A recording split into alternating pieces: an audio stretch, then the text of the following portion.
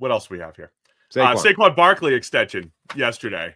They add 2 years, $41 million to his already, to his multi-year contract.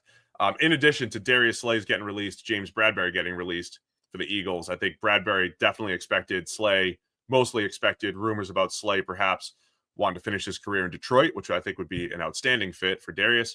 But your thoughts on Saquon? Is this just like the way the report is? It's just like, hey, thanks for the Super Bowl. Here's some more money. But that's usually not how businesses operate. So is this how it is? Because the Niners kind of did this with Christian McCaffrey. They were just like, hey, you're awesome.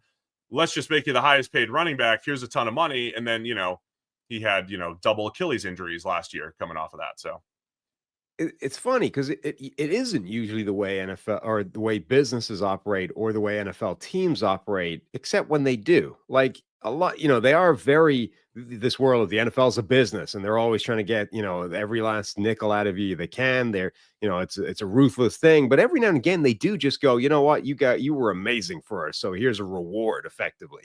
And it's like, are we paying for future performance or past accomplishment here?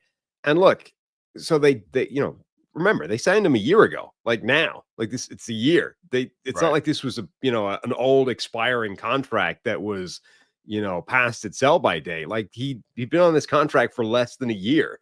They signed him last free agent period. Now it was a 3-year deal. So, teams don't like letting guys get to the last year of the deal because that's a sort of foreshadowing of problems and, everyone gets upset and blah, blah, blah. But you're still a year out from that, right? They've basically done this deal a year before they needed to do it in the normal course of things. And they've pushed it into the world where, like, okay, the deal they signed him to was great value from Philadelphia's point of view. It's funny because, like, the Giants didn't want to go above 12 million a year. The Eagles are just giving him 20 million a year. And in either situation, I think it's kind of okay value-wise. Like the Giants shouldn't have gone beyond 12 million because he was wasted in that team and it wasn't helping. The Eagles just showed what he can do in their offense, and that probably is worth 20 million a year. I just wonder if you needed to do that now.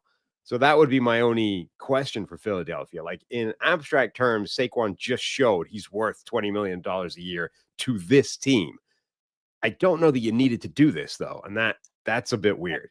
I'd have to see the structure and what it looks like. They already had void years in his deal, and if there is actually like a somewhat reward the player, but also a business benefit to it. I don't know if this is going to artificially raise the running back market necessarily because there's not a whole bunch of running backs to pay. That's the other thing. Like all the good running backs are coming in through the draft and not through free agency. So it's not like the Eagles are playing 3D chess where it's like, oh, we're going to start paying running backs. Now everyone else is going to have to follow suit. Then it won't be that big of a deal.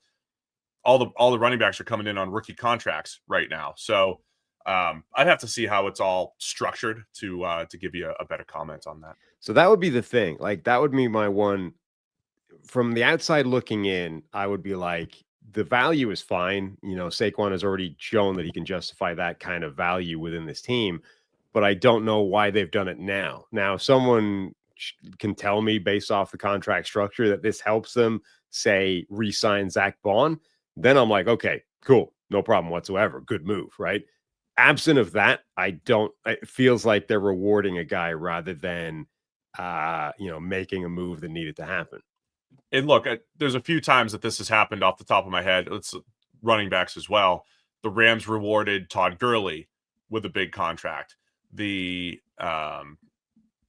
lost my train of thought. Well, the Cowboys thought Zeke Elliott, right? Good locker room guy for them. Yeah, they're like, hey, this is our guy. We drafted him 4 overall. We're gonna lock him up, and those obviously didn't work out. And then the Niners one was also interesting. They were like, hey, McCaffrey, you're making good money. We're gonna make it much more, extend you, make you the highest paid running back. And then of course a year later, he's injured, right? Because you're right. Listen, Saquon was unbelievable last year, but you are right now at that point, year 7, 8, 9 for a running back. These next few years, where things tend to go sour if you're not named Derrick Henry. And as I did see someone yesterday say, well, Derrick Henry looks like an absolute bargain right now for what he's making. And by the way, the Ravens haven't extended him, right? This is not like an automatic, oh, he had a great season, let's give him more money. So people in the chat being like, the longer you wait, the more expensive it gets.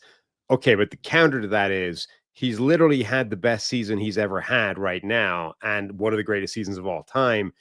You are buying high. I don't know that you necessarily expect him to back up last year's season with another exact replica, right? Like he's not. I would be surprised if Saquon Barkley next year had an identical one of the greatest seasons of all time again. He might still be really good, but if he drops down, a few hundred yards, not quite as effective, a few of those plays that became touchdowns out of nothing are, take place from the 20-yard line, of the opposition instead of your own 20-yard line. Those kinds of things. Like, I don't know that you're necessarily going to replicate that season. And number two, you're another year closer to that 30 threshold that scares teams, right? And starts to depress the value of the contract. So I don't know that it's necessarily true that this is the cheapest this deal could have been if you want to extend him going forward. Thanks for watching all the way to the end of our video. For more great content, click here to subscribe and here to watch another video. We'll see you again soon.